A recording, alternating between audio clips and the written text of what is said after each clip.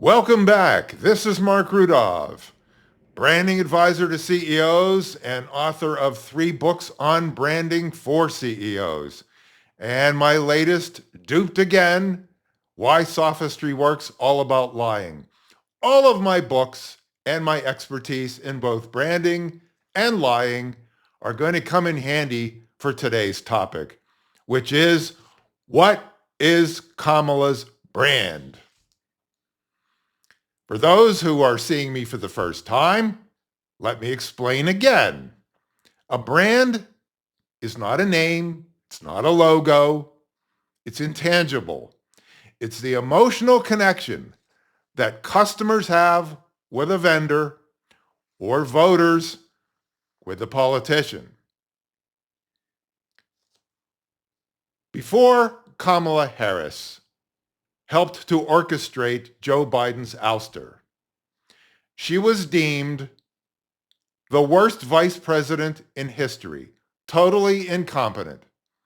People were clamoring for Joe to get rid of her because she was going to hurt his chances of beating Trump in November.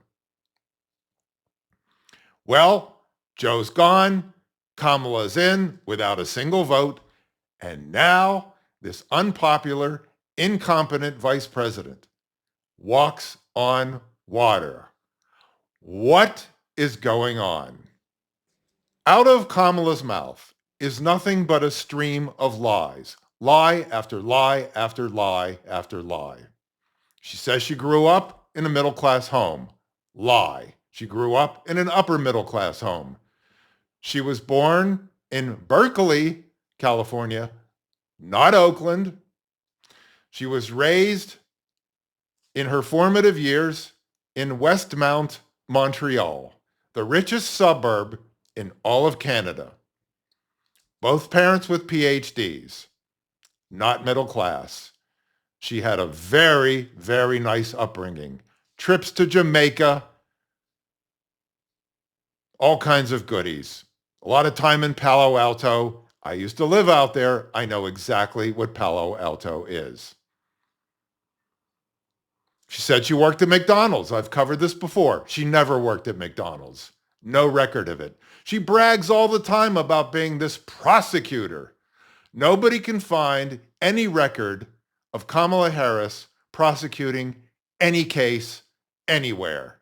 First chair, sitting in court, being the prosecutor. No record of it. Yet she hammers that home every day, and the audience, like clapping seals, eats it up with a spoon.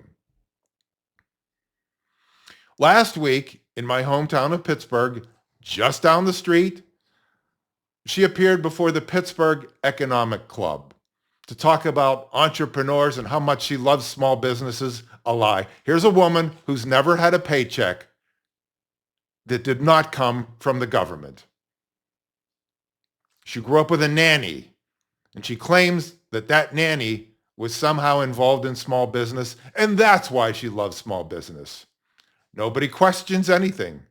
She said she had a gun in the debate with Trump. I'm the first one who asked, what guns? What guns do you have, Kamala? Where did you get them? How do you use them? Where did you buy them? No answers. But last week, she talked about entrepreneurs and small business and how she loves all of the messaging that this country is so great and it's the only place in the world that can foster an environment of entrepreneurship. And she's going to use inspiration to inspire. Since the founding of our nation, there has been no incubator for unleashing human potential like America. And we need to guard that spirit. We have to guard that spirit. Let it always inspire us. Let it always be the source of our optimism, which is that spirit that is so uniquely American. And let that then inspire us by helping us to be inspired to solve the problems that so many face, including our small business owners. Okay, beautiful words, nice word salad. You heard people clapping. But let's look at some hard facts. Look what she's going to do with taxes. She wants to raise corporate tax from 21% to 28%. Not good for small business or big business. She wants to raise capital gains tax from 20% to 44.6%. Not good for anybody, especially entrepreneurs. And unrealized gains tax from 0% to 25%. This is unconstitutional. This is called theft of wealth. She cannot do this, except she's a Democrat and she can go around the Supreme Court because who cares about the Supreme Court? This means that if you have a business and it's worth $100,000 today and $200,000 tomorrow, you have to pay $100,000, 25,000 of it specifically, on that unrealized gain. This will crash the economy. But the same woman who threatens to destroy the economy gets applause. What's going on here? So what is Kamala's brand? I don't think anybody can express it more passionately or childishly than Drew Barrymore. Kamala appeared on her show on April 29th of this year. How do you deal with when the kids are acting a certain way? So their mom, Kirsten, and I are friends. We have established a really wonderful friendship. We're on the same team, right, about parenting. We respect each other and we like each other. And I think what's really important and will make it work is when all of the adults who are in that dynamic have respect for each other. Yes. And understand that this is not about territorial ownership, right? But it is about respect. Yes. You know, I was very clear with the kids. I am not here to replace your mother. Yes. You have that one mother, and I'm the second mother.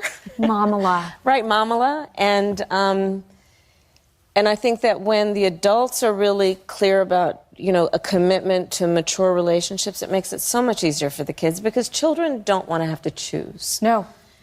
And it's just not fair to them to put them in a situation where, intentionally or not, they're being manipulated around the adults' weird relationships with each other, right? Well, and that's you have to sort that out. A great segue to say that I keep thinking in my head that we all need a mom.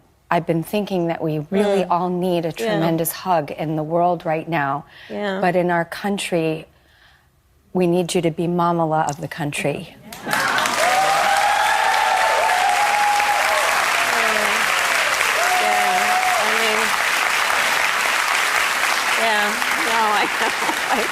And as a woman who respects so much and wants to share and wants to be confident and has no ounce of me that has competitiveness, when we lift each other up, we all rise. That's exactly right. That's right. That's right. That's right. However, we need a great protector. Yeah. So you see what Drew Barrymore wants because she's such a child. She's infantilized. She wants a mamala. She wants a fairy godmother. That's what Kamala's brand is. She's a fairy godmother. What is a fairy godmother? Well, you know, you've seen Disney movies. It's a fairy who has magical powers, who serves as a surrogate parent to somebody. That's what Drew Barrymore craves. Do adults crave this? No, children do. And lots of Democrats have the emotions of children. You see, what happens is, in today's schools, K through graduate school, kids are infantilized. They're also radicalized to be Marxists. And they go home and they spread this disease to their parents. Now, back when I was growing up, we wanted to please our parents. In fact, it was required. Nowadays, parents want to please their kids. So it's easy for these radicalized, infantilized kids to convert their parents to children. And despite any wealth that these parents have, any success these parents have, they listen to Kamala Harris and they become spellbound. And that's why they clap, and that's why they're going to vote for her, even though they're going to destroy all of their wealth. It makes no sense.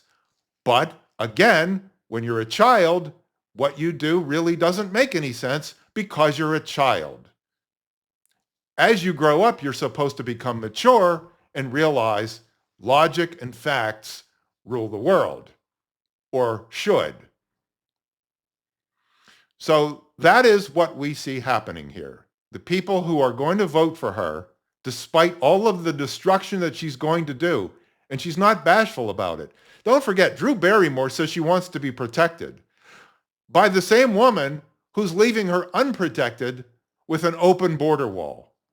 Kamala goes out there and rails about all of this fentanyl coming across the border, which is her fault.